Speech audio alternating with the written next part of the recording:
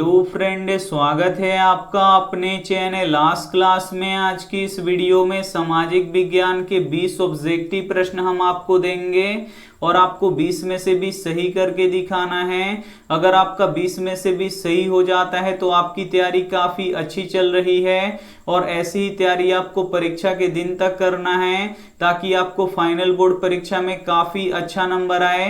तो प्लीज आप लोग वीडियो को एकदम शुरू से लेके अंत तक देखिएगा और 20 में से 20 सही करने का कोशिश कीजिएगा। और चैनल को अभी तक आप सब्सक्राइब नहीं किए हैं तो चैनल को सब्सक्राइब कर लीजिएगा और सब्सक्राइब करने के बाद एक बेल आइकन आता है तो बेल आइकन को दबा के ऑल पे कर लीजिएगा ताकि जब भी लाइव क्लास हो तो आपके पास नोटिफिकेशन पहुंचता रहे। तो आइए शुरू करते हैं पहले नंबर प्रश्न से। तो पहला नंबर प्रश्न है कि बिहार में संपूर्ण क्रांति का नेतृत्व किसने किया। ए ऑप्शन है मोरारजी देसाई ने, बी ऑप्शन है नीतीश कुमार ने, सी ऑप्शन है इंदिरा गांधी ने, डी ऑप्शन है जयप्रकाश नारायण ने।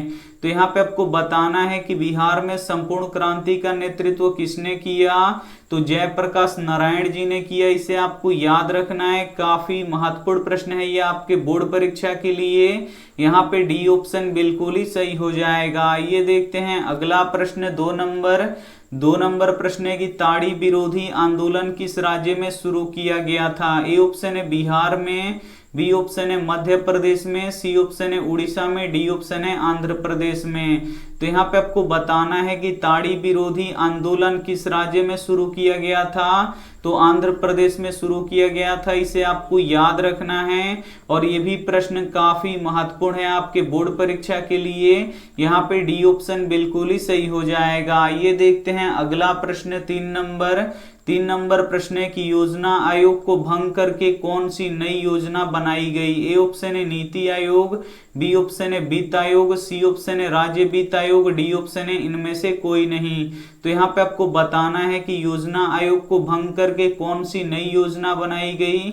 तो नीति आयोग बनाई गई। इसे आपको याद रखना है, काफी महत्वपूर्ण प्रश्न है।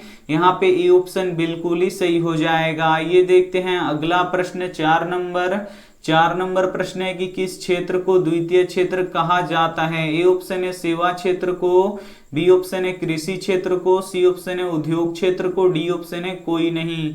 तो यहाँ पे आपको बताना है कि किस क्षेत्र को द्वितीय क्षेत्र कहा जाता है। तो उद्योग क्षेत्र को द्वितीय क्षेत्र कहा जाता है। इसे आपको याद रखना है।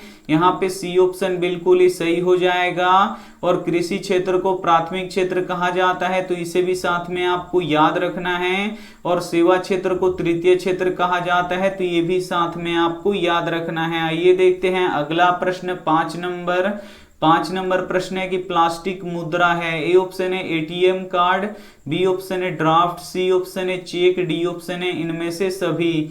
तो यहाँ पे आपको बताना है कि प्लास्टिक मुद्रा है तो जो एटीएम कार्ड होता है ये प्लास्टिक मुद्रा होता है। इसे आपको याद रखना है। यहाँ पे ए ऑप्शन बिल्कुल ही सही हो जाएगा। काफी महत्वपूर्ण 20 ऑब्जेक्टिव प्रश्न हम आपको देंगे और आपको 20 में से 20 सही करके दिखाना है। अगर आपका 20 में से 20 सही हो जाता है तो आप हमें कमेंट करके जरूर बताइएगा। ये देखते हैं अगला प्रश्न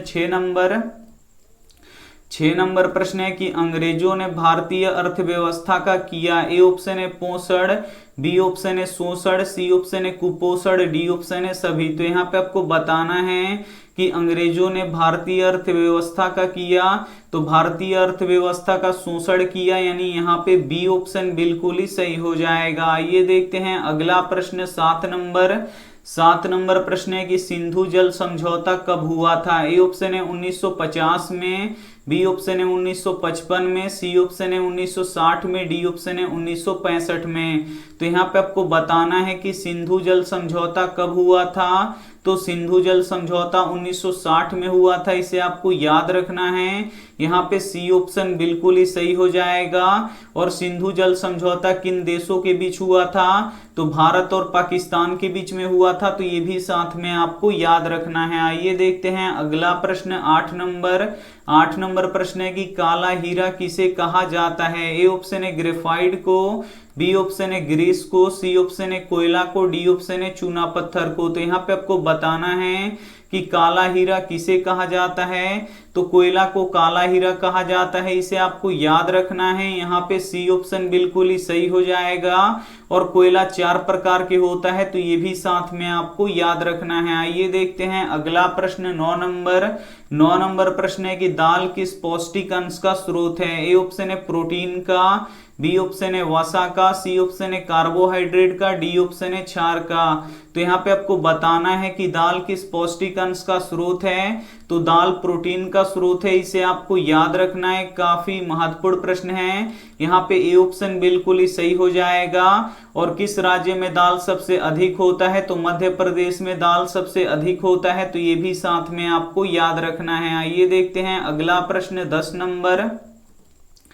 10 नंबर प्रश्न है कि भारत में किस प्रकार की कॉफी उगाई जाती है। ए ऑप्शन है चीनी, बी ऑप्शन है ब्राजीलियन, सी ऑप्शन है अरेबिका, डी ऑप्शन है अमेरिकन। तो यहाँ पे आपको बताना है कि भारत में किस प्रकार की कॉफी उगाई जाती है, तो अरेबिका कॉफी उगाई जाती है, इसे आपको याद रखना है। यहाँ पे सी ऑप्शन बिल्कुल ही सही हो जाएगा। और भारत के किस राज्य में कॉफी सबसे अधिक होता है, तो कर्नाटक में कॉफी सबसे अधिक होता है, तो ये भी साथ में आपको याद रखना है। आइए देखते हैं अगला प्रश्न 11 नंबर प्रश्न है कि जूट का उत्पादन किस राज्य में अधिक होता है। ए ऑप्शन है बिहार में, बी ऑप्शन है पश्चिम बंगाल में, सी ऑप्शन है गुजरात में, डी ऑप्शन है महाराष्ट्र में। तो यहाँ पे आपको बताना है कि जूट का उत्पादन किस राज्य में अधिक होता है, तो जूट का उत्पादन पश्चिम बंगाल में सबसे अधिक होता है, इसे आपको याद रखना है। काफी महत्वपूर्ण प्रश्न है। यहाँ पे बी ऑप्शन बिल्कुल ही सही हो जाएगा। ये देखते हैं अगला प्रश्न 12 नंबर प्रश्न है कि भारत का पहला समाचार पत्र कौन सा है। ए ऑप्शन है बिहार गजट, बी ऑप्शन है भारत गजट, सी ऑप्शन है बंगाल गजट, डी ऑप्शन है इनमें से कोई नहीं। काफी महत्वपूर्ण प्रश्न है ये आपके बोर्ड परीक्षा के लिए। यहाँ पे आपको बताना है कि भारत का पहला समाचार पत्र कौन सा है, तो बंगाल गजट है, इसे आपको याद रखना है। काफी महत्वपूर्ण प्रश्न है ये आपके बोर्ड परीक्षा के लिए। यहाँ पे सी ऑप्शन बिल्कुल ही सही हो जाएगा। ये देखते हैं अगला प्रश्न 13 नंबर प्रश्न है कि भारत में सबसे ऊंचा सड़क कहाँ स्थित है। ए ऑप्शन है पश्चिमी घाट में, बी ऑप्शन है लेह में, सी ऑप्शन है शिमला में, डी ऑप्शन है हिमाचल में। तो यहाँ पे आपको बताना है कि भारत में सबसे ऊंचा सड़क कहाँ स्थित है, तो लेह में स्थित है, इसे आपको याद रखना है। यहाँ पे बी ऑप्शन बिल्कुल ही सही हो जाएगा। ये देखते हैं अगला प्रश्न 14 नंबर प्रश्न है कि बिहार में जूट उत्पादन में ए ऑप्शन है वृद्धि हो रहा है, बी ऑप्शन है गिरावट हो रहा है, सी ऑप्शन है स्थिर है, डी ऑप्शन है इनमें से कोई नहीं। तो यहाँ पे आपको बताना है कि बिहार में जूट उत्पादन में गिरावट हो रहा है, इसे आपको याद रखना है। यहाँ पे बी ऑप्शन बिल्कुल ही सही हो जाएगा। ये देखते हैं अगला प्रश्न 15 नंबर प्रश्न है कि बिहार में रज्जू मार्ग कहाँ है। ए ऑप्शन है बिहार शरीफ में, बी ऑप्शन है राजगीर में, सी ऑप्शन है गया में, डी ऑप्शन है बांका में। तो यहाँ पे आपको बताना है कि बिहार में रज्जू मार्ग कहाँ है, तो बिहार में रज्जू मार्ग राजगीर में है, इसे आपको याद रखना है। यहाँ पे बी ऑप्शन बिल्कुल ही सही हो जाएगा। काफी महत्वपूर्ण 20 ऑब्जेक्टिव प्रश्न है, तो आपको 20 में से 20 सही करके दिखाना है। अगर आपका 20 में से 20 सही हो जाता है तो आप हमें कमेंट करके जरूर बताइएगा। और वीडियो को लाइक नहीं किए हैं तो प्लीज आप लोग वीडियो को लाइक भी कर दीजिएगा। ये देखते हैं अगला प्रश्न 16 नंबर प्रश्न है कि बिहार में रेल वर्कशॉप कहाँ स्थित है। ए ऑप्शन है बिहार शरीफ में, बी ऑप्शन है जमालपुर में, सी ऑप्शन है सीवान में, डी ऑप्शन है पटना में। तो यहाँ पे आपको बताना है कि बिहार में रेल वर्कशॉप कहाँ स्थित है, तो बिहार में रेल वर्कशॉप जमालपुर में स्थित है, इसे आपको याद रखना है। काफी महत्वपूर्ण प्रश्न है। यहाँ पे बी ऑप्शन बिल्कुल ही सही हो जाएगा। ये देखते हैं अगला प्रश्न 17 नंबर प्रश्न है कि राजस्थान की सबसे महत्वपूर्ण परियोजना कौन सी है। ए ऑप्शन है चंबल, बी ऑप्शन है नागार्जुन, सी ऑप्शन है इंदिरा गांधी नहर, डी ऑप्शन है भाखड़ा नांगल। काफी महत्वपूर्ण प्रश्न है ये आपके बोर्ड परीक्षा के लिए। यहाँ पे आपको बताना है कि राजस्थान की सबसे महत्वपूर्ण परियोजना कौन सी है, तो इंदिरा गांधी नहर है, इसे आपको याद रखना है। काफी महत्वपूर्ण प्रश्न है ये आपके बोर्ड परीक्षा के लिए। यहाँ पे सी ऑप्शन बिल्कुल ही सही हो जाएगा। ये देखते हैं अगला प्रश्न 18 नंबर प्रश्न है कि लिच्छवी गणतंत्र भारत के किस राज्य में अवस्थित है। ए ऑप्शन है बिहार में, बी ऑप्शन है राजस्थान में, सी ऑप्शन है महाराष्ट्र में, डी ऑप्शन है त्रिपुरा में। तो यहाँ पे आपको बताना है कि लिच्छवी गणतंत्र भारत के किस राज्य में अवस्थित है। तो बिहार में अवस्थित है, इसे आपको याद रखना है। यहाँ पे ए ऑप्शन बिल्कुल ही सही हो जाएगा। ये देखते हैं अगला प्रश्न 19 नंबर प्रश्न है कि बिहार में पंचायती राज्य व्यवस्था का कार्यकाल कितना होता है। ए ऑप्शन है 4 वर्षों का, बी ऑप्शन है 5 वर्षों का, सी ऑप्शन है 6 वर्षों का, डी ऑप्शन है 7 वर्षों का। तो यहाँ पे आपको बताना है कि बिहार में पंचायती राज्य व्यवस्था का कार्यकाल कितना होता है। तो 5 वर्षों का होता है, इसे आपको याद रखना है। यहाँ पे बी ऑप्शन बिल्कुल ही सही हो जाएगा। ये देखते हैं अंतिम प्रश्न 20 नंबर प्रश्न है कि पटना नगर निगम के प्रधान को क्या कहा जाता है। ए ऑप्शन है महापौर, बी ऑप्शन है नगर प्रधान, सी ऑप्शन है नगर सचिव, डी ऑप्शन है जिला परिषद। काफी महत्वपूर्ण प्रश्न है ये आपके बोर्ड परीक्षा के लिए। यहाँ पे आपको बताना है कि पटना नगर निगम के प्रधान को क्या कहा जाता है। तो महापौर कहा जाता है, इसे आपको याद रखना है। यहाँ पे ए ऑप्शन बिल्कुल ही सही हो जाएगा। आप लोग यहाँ पे 20 ऑब्जेक्टिव प्रश्न सॉल्व कर चुके हैं। तो अब आप हमें बता दीजिए कि आपका 20 प्रश्नों में से कितना सही हुआ।